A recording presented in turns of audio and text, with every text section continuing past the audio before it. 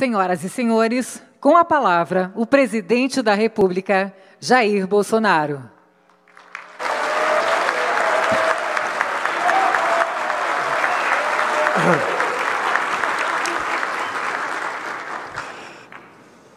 Liberdade acima de tudo, pessoal. A nossa liberdade vale mais que a nossa própria vida. Estive aqui, nesse local, com o prefeito de Chapecó, o nosso João Rodrigues, em 2016. Aqui estava cheio, lotado. Discutimos a questão do malfadado Estatuto do Desarmamento. E era também pré-candidato. Estive no total 4 vezes em Santa Catarina, um estado pelo qual eu me apaixonei desde a primeira vez que estive aqui. Todos nós já decidimos alguma coisa ou muita coisa ao longo de nossa vida. Um casamento, um filho, um pedido de demissão, seja lá o que for. Quantas vezes tivemos que decidir? E nós sabemos que pior que uma indecisão, pior que uma decisão mal tomada, é uma indecisão. Ou vão para lá ou vão para cá. Se ficar parado, o pior pode acontecer. E tem uma passagem bíblica de Provérbios 24:10. Se te mostrares frouxo no dia da angústia, a tua força será pequena. Nós temos que unir forças para vencer esse inimigo. Não podemos ficar em casa, ad eterno, esperando que a solução caia do céu. Lamentamos as mortes. É como num campo de batalha. Mas se nada fizermos, seremos derrotados. Desde o início da pandemia, quando lá atrás nós fomos buscar nossos irmãos em Wuhan, na China, e o trouxemos. Foram para Nápoles, foram sim submetidos a uma quarentena, se fazia necessário para aqueles que estavam numa área contaminada naquele momento. Depois, sem problemas, eles voltaram para os seus lares, para os seus afazeres. Mas a preocupação estava dentro do governo federal. Começamos em março a tomar as decisões para enfrentar o vírus, que qualquer um sabia, em especial os médicos. Se algo acontece num país e 2, 3, 4 meses depois você fica sabendo, é sinal que aquilo, praticamente, hoje em dia, se espalhou pelo mundo todo. Tivemos um primeiro ministro da Saúde, a gente não esperava enfrentar esse problema. E o protocolo dele era, fique em casa. Quando sentir falta de ar, vá para o hospital. Onde eu questionei, doutor Queiroga, olha, vai para casa, falta de ar, vai para o hospital para fazer o quê? Para ser entubado? Por que não pode ter um tratamento imediato? Olha a questão do off-label, fora da bula, é um direito, é um dever do médico. Ele tem que buscar uma alternativa. Ou até mesmo, se um paciente está com uma certa doença e não tem aquele remédio específico, comprovado cientificamente, ele tem que buscar outra alternativa. Como na Guerra do Pacífico. O soldado chegava ferido e não tinha sangue para transfusão. Começou-se ali injetar água de coco na veia do ferido e deu certo. É uma realidade ou não é? Começou-se uma grande preocupação. O que fazer, então, para combater o coronavírus? Chamei o ministro da época. No protocolo dizia que tinha que ministrar, que poderia ministrar tal medicamento somente em estado grave. Eu falei para ele, não sou médico, mas se estado grave, segundo o teu protocolo, pode dar certo, por que não começa, desculpe a redundância, no início? Houve um problema entre nós. Eu não sei como salvar vidas. Eu não sou médico, não sou enfermeiro. Mas eu não posso tolher a liberdade do médico, ou até mesmo do enfermeiro. Ele tem que buscar uma alternativa para isso. Será que o sentir falta de ar era para comprar respiradores a qualquer preço, naquela época? Daí apareceu a questão do achatamento da curva. Devemos achatar a curva com medidas de isolamento para que os hospitais se preparem com leitos de UTI e com respiradores. Nós, governo federal, fizemos a nossa parte, mas era uma doença desconhecida por parte de governadores e prefeitos também. Nós fizemos a nossa parte. Apareceram as medidas restritivas, que eu nunca fui favorável a elas, a não ser numa emergência, a não ser naquele momento, para você melhor preparar as suas unidades de saúde. Lamentavelmente, isso continua valendo. Quem abre mão de 1 milímetro da sua liberdade em troca de segurança, está condenado no futuro não ter segurança e não ter liberdade.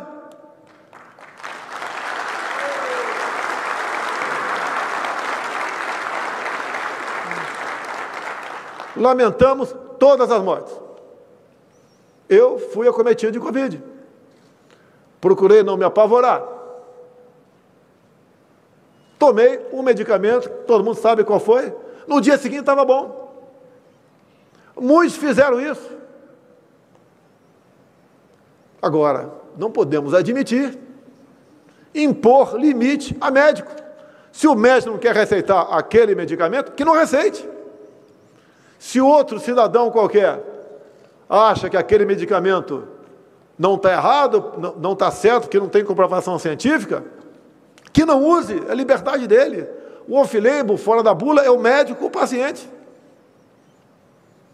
Hoje tem aparecido medicamentos ainda não comprovados, que estão sendo testados.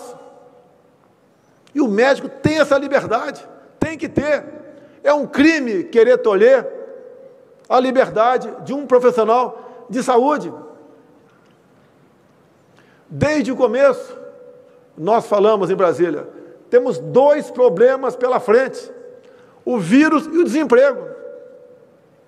E as medidas, ora anunciadas, depois que o Supremo Tribunal Federal decidiu que cada estado, cada município possa tomar as medidas restritivas que assim bem entender, que essas medidas não podem ter um efeito colateral mais danoso que o próprio vírus. Eu acho que eu sou o único líder mundial que apanha isoladamente.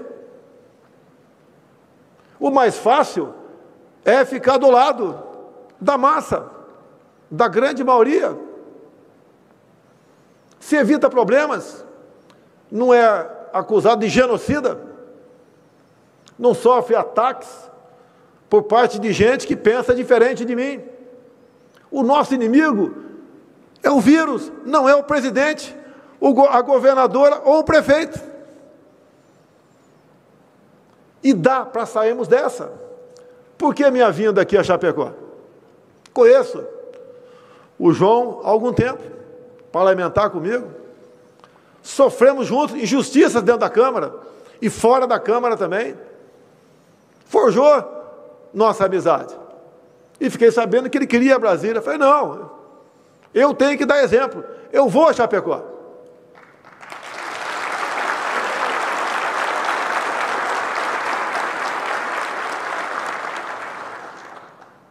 A imprensa sabe disso, vocês estavam fadados a ficar lá fora.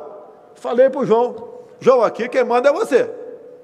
Por mim, a imprensa entra. Ele falou, se por você entra, por mim também entra. E está aqui a nossa imprensa.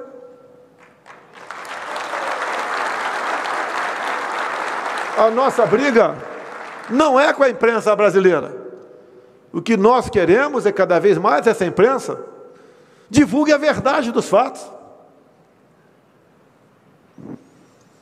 Não é tolhendo, censurando, seja lá o que for, que nós vamos achar uma solução para esse grave problema que nós temos. Eu prometo não falar em proxalutamida, porque se eu falar, já vai ser criminalizado a partir de agora.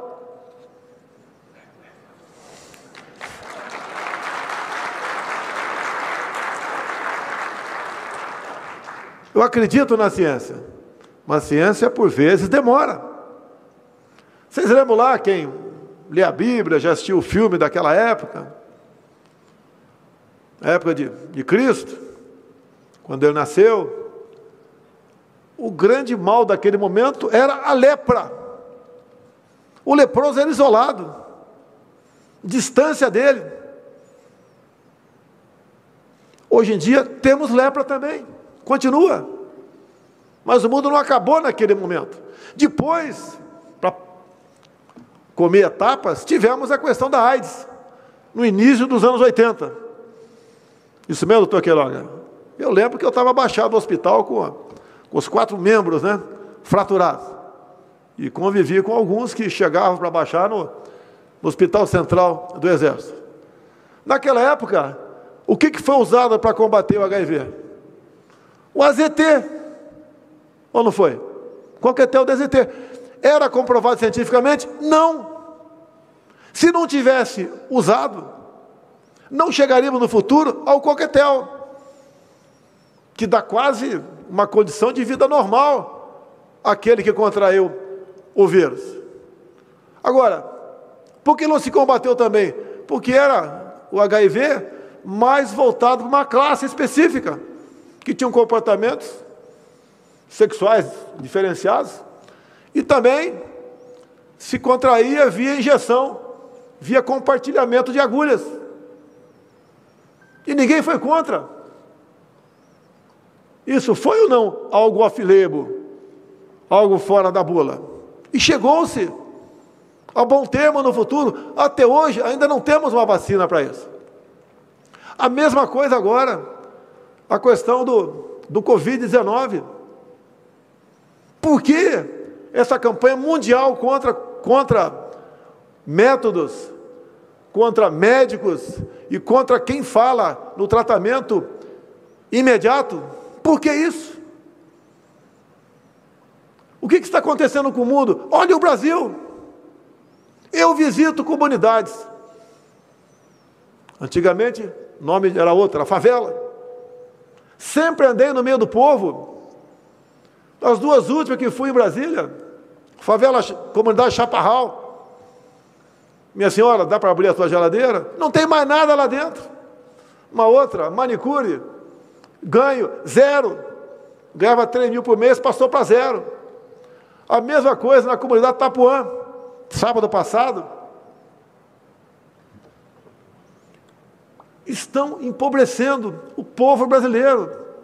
Qual é o nosso futuro? Sem emprego, sem economia. Por que em determinados países da África ninguém fala em vacinar? Porque não tem dinheiro. Não tem vacina hoje em dia para todo mundo. Na África não existe nada. Existe ivermectina para combater a sequeira dos rios, combater outras coisas, junto com a hidroxicloroquina, para combater a malária. E procure saber o que acontece com aquele povo tocante à Covid. Não vou entrar em detalhes aqui. Daqui a pouco vão me chamar de negacionista ou terraplanista. Não tem mais do que me acusar depois daquelas quantidade de acusações que sofri durante a pré-campanha e a campanha de 2018. Mas nós temos que buscar alternativas. O próprio ministro disse, liberdade para o médico. Vamos buscar alternativas. Não vamos aceitar a política do fique em casa, feche tudo, lockdown. O vírus não vai embora. Esse vírus, como outros, vieram para ficar. E vão ficar a vida toda. É praticamente impossível erradicá-lo. E até lá, vamos fazer o quê? Ver o nosso país empobrecer? Ou ver pessoas, como existe milhões por aí, completamente esquecidas, abandonadas, sem nada para comer? Nós temos tínhamos, 38 milhões de informais, que viviam fazendo o quê? De bico. Vendendo algo em praça pública, num cruzamento, na praia, no estádio, nas arquibancadas. Estão fazendo o que hoje em dia? Nada. Vivendo de favores do Estado. Eu não fico feliz em conceder auxílios. Gostaria que não fosse necessário isso. Mas é para evitar o mal maior. Eu tenho dito publicamente. Eu temo por problemas sociais gravíssimos no Brasil. Converso com as nossas Forças Armadas. Se eclodir isso pelo Brasil, o que nós vamos fazer? Temos efetivo para conter a quantidade de problemas que podemos ter pela frente? E outra, é uma explosão por maldade ou por necessidade? O que nós devemos fazer para evitar isso daí? Como nos preparar? Não é a hora de ver biografia. Estou me lixando para 22. Vai ter uma pancada de candidato aí. Seria muito mais fácil a gente ficar quieto, se acomodar, não tocar nesse assunto, ou atender, como alguns querem, que da minha parte, que eu posso fazer, um lockdown nacional. Não vai ter lockdown nacional.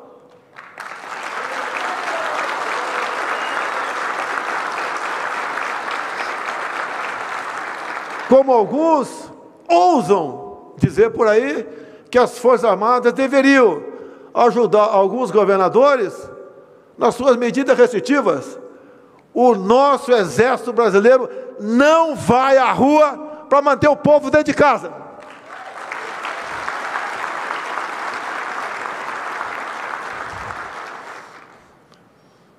A liberdade não tem preço. Devemos fazer tudo o possível para buscar soluções. Temos agora um ministro médico, tínhamos outro militar, que fez também, reconhecido pelo próprio doutor Queiroga, um excelente trabalho no Ministério da Saúde. Foco de corrupção desenfreada. Um alcance do Brasil, que mais matava no Brasil, era a corrupção. Estamos há 2 anos e 3 meses sem corrupção. É obrigação nossa.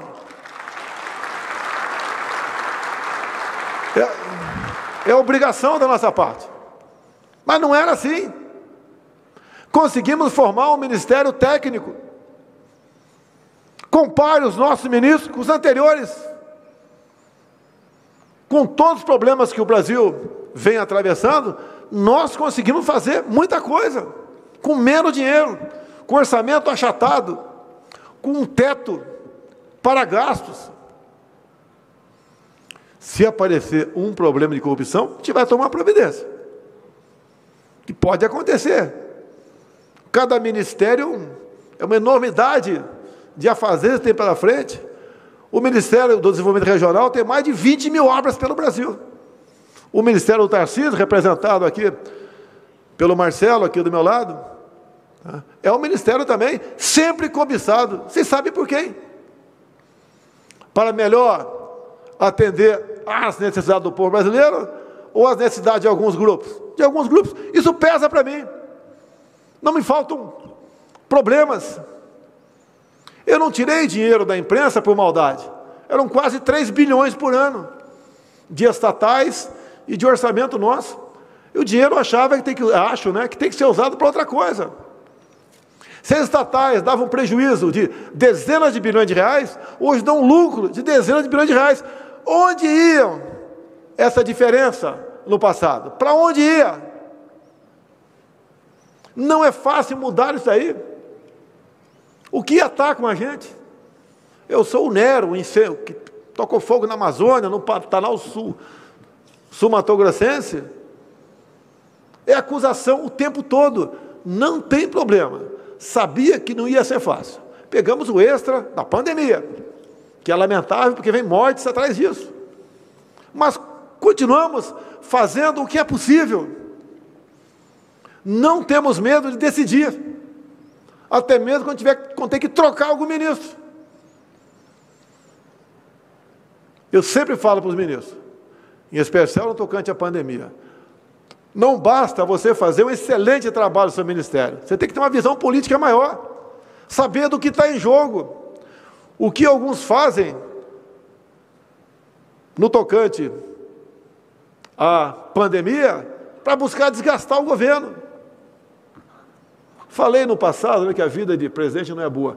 Não é boa para o presidente que quer fazer a coisa certa. Quando quer fazer a coisa errada,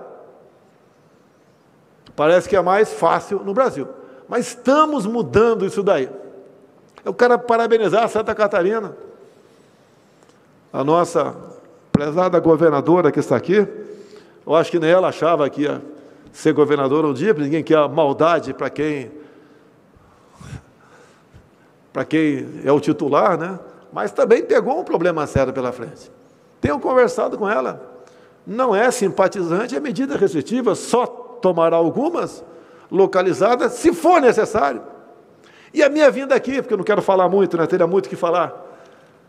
Eu quero que Chapecó seja uma cidade para ser olhada pelos demais 5.700 prefeitos do Brasil, se bem que tem prefeito que está na linha do João Rodrigues. Mas quando se fala em vidas, para nós, qualquer esforço é válido. Temos que estudar Chapecó, temos que ver as medidas tomadas pelo prefeito, as atuais medidas tomadas pela governadora. Nessa época toda, muita coisa concreta fizemos, e tenho orgulho de dizer, uma das medidas mais importantes que tomamos, que evitou que um pouco mais de 10 milhões de pessoas perdessem o emprego, a ideia não veio de mim, veio de um senador de Santa Catarina, o nosso Pronamp, senador Jorginho Melo.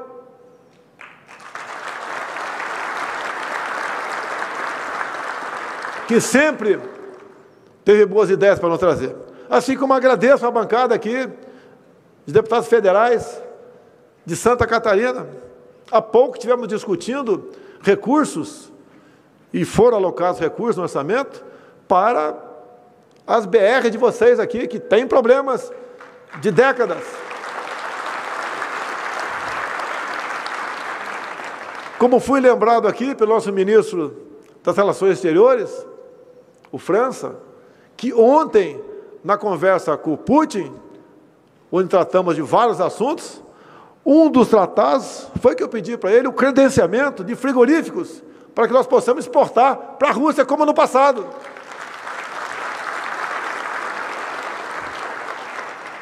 Nós importamos deles fertilizantes.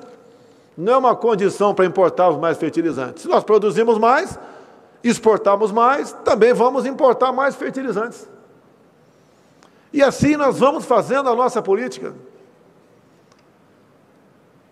Eu peço a Deus que ilumine cada um dos que estão aqui, quem está nos assistindo, para que juntos possamos buscar as melhores alternativas para melhor atender nosso povo, para minorar a dor daqueles que perderam um ente querido.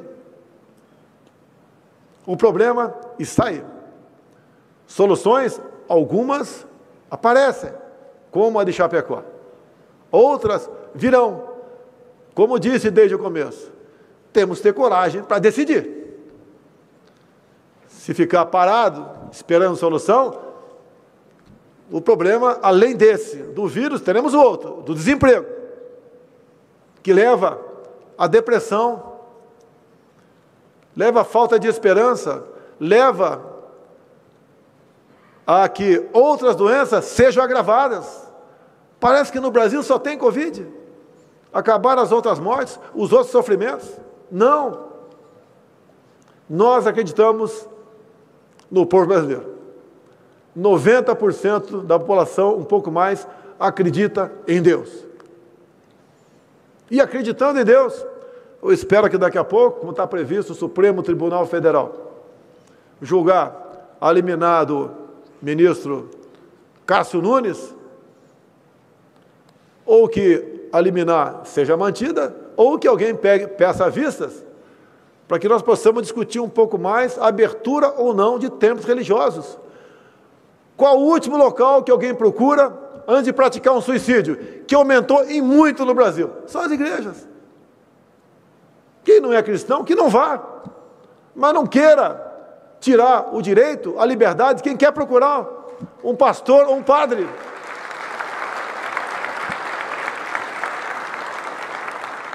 Estou muito feliz de estar aqui. Agradeço a Deus pela minha segunda vida e pela missão de conduzir os destinos do nosso querido Brasil. Imaginem os senhores se aqui nesse local tivesse o Haddad do PT. Como estaria o Brasil? Olhe outros países onde a esquerda fala mais alto. País aqui da América do Sul, como um vizinho aqui mais ao sul dos senhores, como está a população lá? Cidade onde mais fechou no Brasil, onde mais morre gente por 1 milhão de habitantes. Somos seres com capacidade de pensar, coragem para decidir e dizer lá na frente: eu fiz o melhor de mim. Não pensei em consequências para si próprio ou na minha biografia. Poucos de nós, governadora, prefeito, ministros, outros prefeitos presentes, temos o privilégio de poder decidir. Não vamos decidir com aquilo que, por muitas vezes, outros pensam. Vamos decidir porque nós pensamos, levando-se em conta pessoas sérias que estão do nosso lado, porque assim nós podemos passar essa onda. Creio em Deus que brevemente estaremos livres disso tudo. Obrigado, Chapecó, Santa Catarina e o meu Brasil.